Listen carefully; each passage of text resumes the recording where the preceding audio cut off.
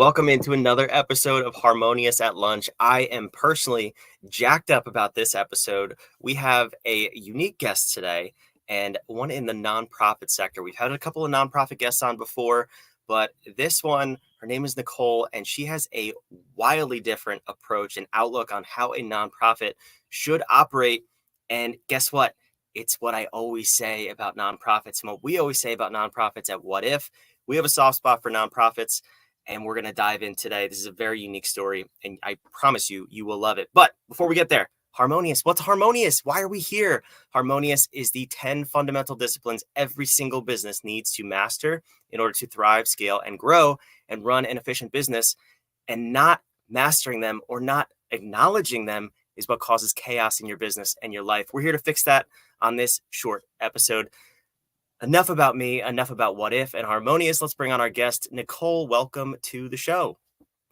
Thank you for having me, Brandon.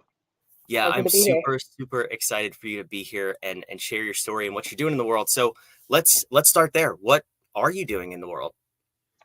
Well, Eden is a nonprofit, and what we like to say is we use everyday rent to change the world. And how we do that is really what we're trying to create is change the way people think about giving. So there's that traditional giving model that I think we're all familiar with. You know, someone's in need of water, you provide the glass of water, and then tomorrow, they're in need of water again. And so Eden approaches it a little bit different. What we are all about is, taking donations and doing the hard work of creating a well that is going to produce that life-giving water for years, generations to come. And for us, our goal is to help support anti-trafficking organizations, to really strengthen them in three different ways. So we have three pillars of what we do in order to help support these organizations. First, it's structural. So I think that really ties into, what you guys are all about at Harmonious. We really want them to be empowered with the same resources that you would find in a for-profit organization. And so, for instance, I mean, business consulting, marketing specialists, financial advisors, technical support, even those are often on the back burner for these organizations. And because of that, they're running these races, uh, limping along, trying to do the best that they can, but they don't have that structure. And another area that we found lacking in some of these organizations is just finances. I mean, monthly they're asking for $20 donations here and there, and in light of things like inflation, those donations drop. Their whole plan for that year. Oh, okay, repivot. We got to go somewhere else, and I mean, it's really not effective at doing the work that they were created to do. I mean, we're all gifted in different ways, and um, we want to allow them to focus on their mission, focus on the areas that they were meant to create. Uh, Lastly, what we do is we focus on just like personal fortitude. The workers that are in these organizations, oftentimes they're meeting people with dark stories, and oftentimes that can be weighing on the person that's trying to help bring them out of that. And they're not really sure how to process it. And there needs to be just ongoing, psychological, spiritual support for the workers, even to be able to stay there for the long haul.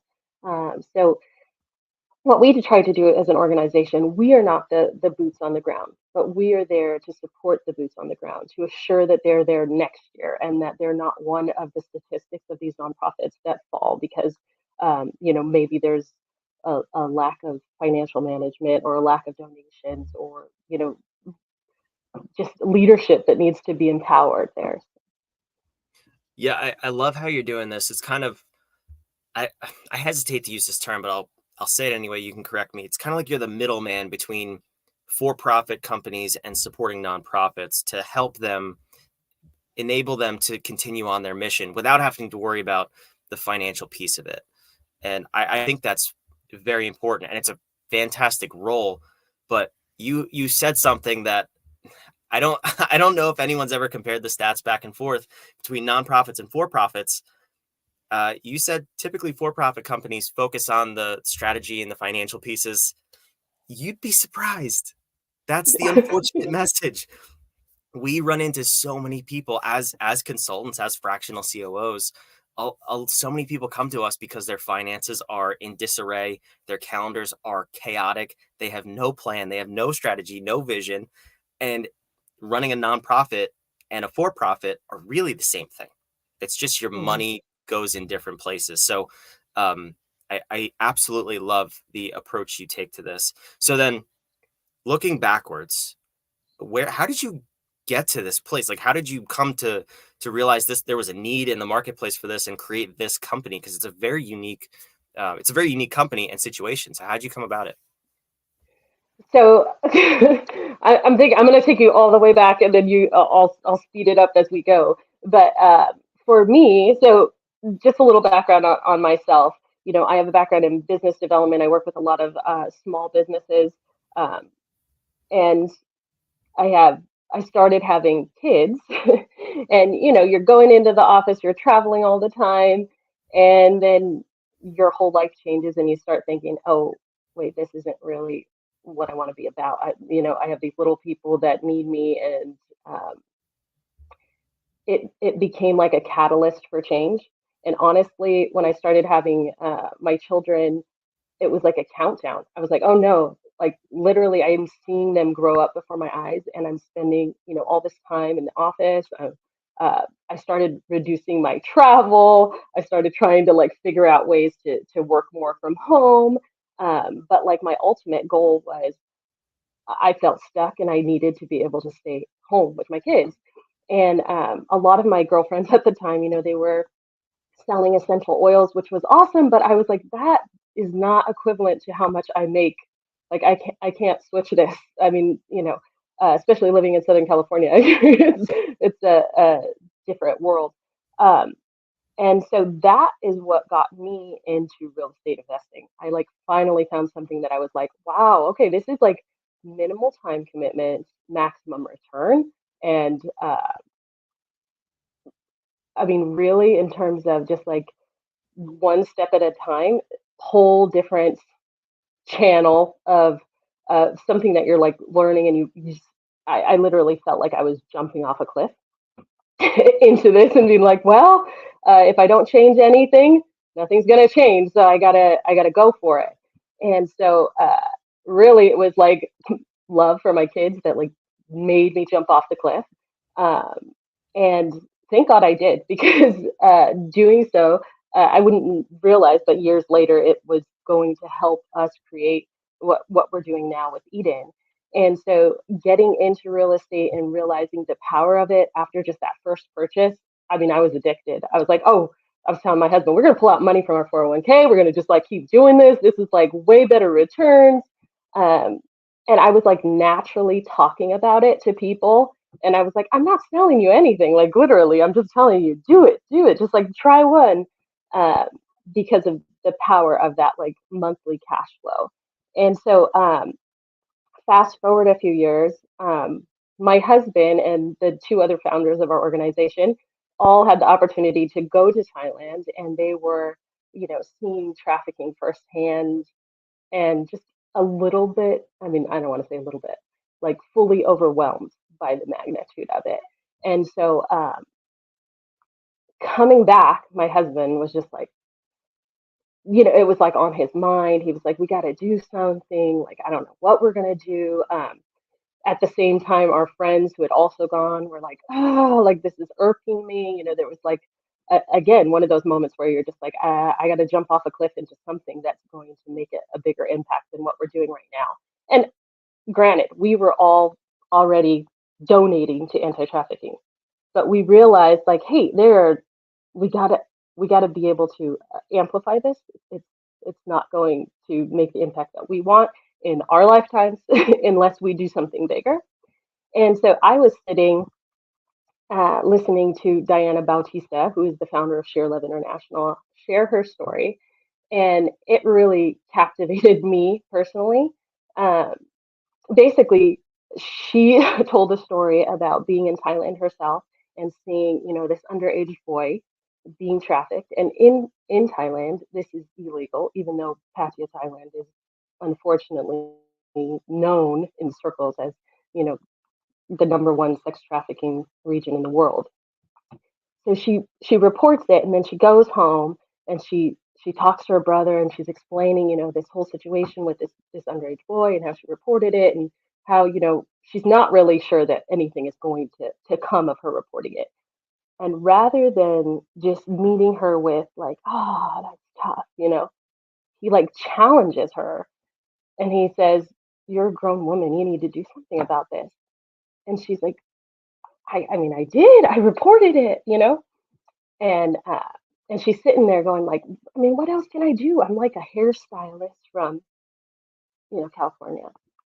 So, but when that seed is planted and somebody is calling you to something bigger, and they see something that like a lot of times we like live in this state of disempowerment, right? I mean, like that same feeling I felt when I was like trapped in the workplace, and I'm like, I'm a mom now. What do I do?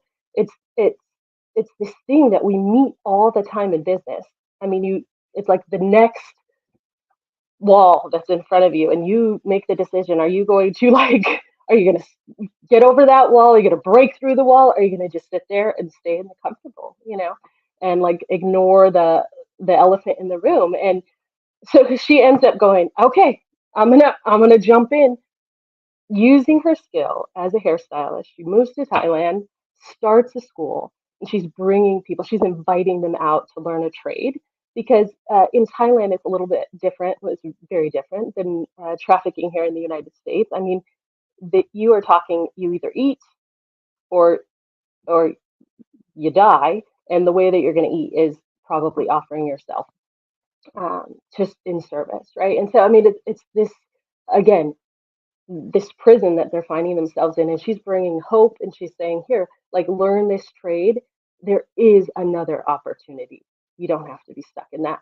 And when I heard that story, I'm like sitting there in the seats bawling my eyes out, but not bawling my eyes out because there was no hope, but because I was realizing, like, hey, I am that grown woman. I need to do something. Like, what do I have to offer here? Um, and so all of us, all four of us, were like going through our own like little inner transformations at that time. And my husband, I remember I was sitting at the office, because at that time I was still working, 2 days from the office, and then home the rest of the time. And sitting in the parking lot, and he called me, and he was like, "What do you think? Like, can we do, what we do for ourselves? Can we make this work somehow for this organization?" And then it was like exciting, because we were no longer like feeling this overwhelm of like, this is bigger than we can tackle. It was like, oh, okay, how are we going to like make a difference in this? And we're talking with our friends, and all of us are real estate investors, and so that was really like natural for us to be excited about this. But what really got us excited was when we shared it with others. Everybody that gives wants their money to go farther. They want it to be a bigger impact. And so when they see, hey, there is a way that I can make like a legacy here, and not just this one-time donation, it's contagious. And so I hope that answered that question of where it started, how we got to where we are, and what's kind of like keeping us going. Yeah, I mean, it's such a heartbreaking story too, and this is an unfortunate reality around the globe. And there are people like you who are helping the problem, and more people need to step up, of course. But I love that you have a proactive, sustainable solution, and I want to touch on that for a second too, because that's the most important part. Now, nothing I'm about to say is political. We're not taking sides here. It's just very relevant, excuse me, examples of how this plays out in the real world. So we always say to nonprofits when they come to us, they're like, we need help getting more donations, more fundraising. What are some fundraising ideas? And we say, you're asking the wrong questions. it's not fundraising ideas, it's revenue generation is the key. You have to Hmm. be a business, right? We've kind of touched on that in the beginning of this episode. So once we establish that little mind shift, then we can move forward and figure out the how. But the other part, a good way to illustrate this is two different ways. First and foremost, the Girl Scouts. That is the easiest example of a Hmm. nonprofit with a for-profit revenue stream. They sell cookies and they do it door to door with child labor. Love the Girl Scouts, but it's kind of funny that they have little girls going selling cookies door to door. And they make a ton of money for their cause and they're able to do great things in the world. And the other way that's maybe a little bit polarizing, but that you can think about this, especially in terms of real estate investing, is in Manhattan. If we take a look at President Trump, former President Trump, his name is on the building. He can make a lot of change. If you look at that as a nonprofit who's has a revenue generation stream like you, real estate investing, and then you look at the homeless man sitting outside with his hand out, which one is more likely to impact change in the world? It's probably the guy who owns the building, right? And that is unfortunately why most Definitely. nonprofits fail because they just have their hand out. And I absolutely love, you can see if you're listening or watching wherever you are, you can see why I'm jacked up about this because Nicole and Eden have obviously gotten this right. And I'm so excited to follow along your journey and this story. Um, so I know you've been doing this a little while. Tell us a little bit about the unique way that's different about how you actually proactively have revenue streams and how you're using real estate investing to impact and drive this change forward. Sure. So what we do is we would take your donations. We would 100% of that donation would go to the purchase or the rehab of an actual property. And so our first property, for example, we purchased it outright. We are renting it out, and there's a portion of that money that gets held back in order to keep our organization running and to make sure, just in case a pipe breaks, the toilet seat, for a rental. That's something you would do as a real estate investor traditionally. You have these line items, but all of the profit then gets poured into these anti-trafficking organizations. And so our first purchase is supporting Sheer Love, that the organization I mentioned earlier. And then we actually purchased another property recently in Ohio that we are in the midst of rehabbing. And that is going to be our first property for supporting a local organization in the United States called Oasis House. And the exciting thing about that is, after that property is rented, you've got this ongoing monthly cash flow that is pouring into these organizations. And for example, Oasis House in the United States, we spoke with the leader there, and she mentioned, oh, I would love to bring a consultant in here because we have certain things that I know we could do better. But right now, it's really hard to get that passed through because it's not, a top priority for them. And yet, there's these leaks that are coming out where she knows that, if she had the resources, she could stop those leaks and they would be powerhouse, right? of doing more change. And so um, we gave her, a pre-donation before we even have this current house that we're raising the funds for up and running. And I remember seeing the light go on for her because she wanted to give us back that donation because she said, "Oh no, here I want this house to be quicker, done faster because in the long run, this is going to help support my organization." And for us, it comes out of two different buckets, so you can't mix them. But we realized, she saw the power that this is going to help her in the long run be able to do more of what they were created to do, more of their mission. I absolutely love that. And you can see you've made the shift in her head, right? Between just collecting donations and fundraising to proactively making money and how a sustainable revenue stream could really drive impact in her organization. I absolutely love the change that you are driving in the nonprofit sector in this country, in sex trafficking, and in all these beautiful areas. I love this. I put Nicole's website on the screen. Can you just tell us a little bit about how people can get involved and support you and your organization and follow along? Yeah. So I do want to just give an example of the creativity that we've seen in our donors. I mean, we also have a children's author, Pam Prouty, who uses a portion of her book sales. So as she grows, we grow as well. So I mean, it's not limited to just uh, donating in the traditional sense. I really want you guys to like break out of that. It's really through innovation that we grow. But if you go to our website, we are raising funds right now for this house in Ohio that is going to be helping to support Oasis House. And the faster we get that place rehabbed, the quicker it is going to be producing and creating that support. So if you would love to reach out to me, feel free to sign up online, and we'd love to talk more. That's so cool. Yes, definitely go there. Check it out. If you're listening, it will be in the show notes. If you're watching, the website's on the screen. Will also be in the show notes.